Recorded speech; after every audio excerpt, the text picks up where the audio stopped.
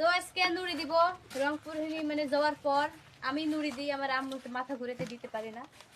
তো এসে দেখি চুলা পরে যে অবস্থা, তা আমি ভাবনু যে আমার মাও নাই, আমার ফুপা মারা গেছে, সবাই শুনেছেন ফুপা মারা গেছে। তো আমার হচ্ছে ফুপিক দেখতে গেছে সবাই, রাহা দেখ নিয়ে গেছে।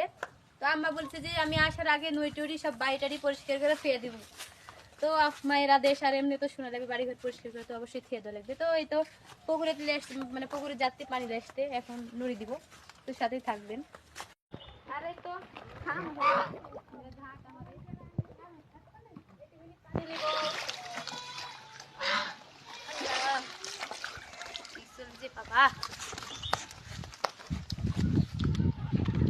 আর এই তো মাটিটা ঢিনি নিনু এই চুলা পাড়ও ইয়া করে দিবে, মানে এমন অখাদ্য হয়ে আছে চুলা পাড়, তাই জন্য অনেক মাটি নিনু এখন বাবা তাহলে ভালো হবে।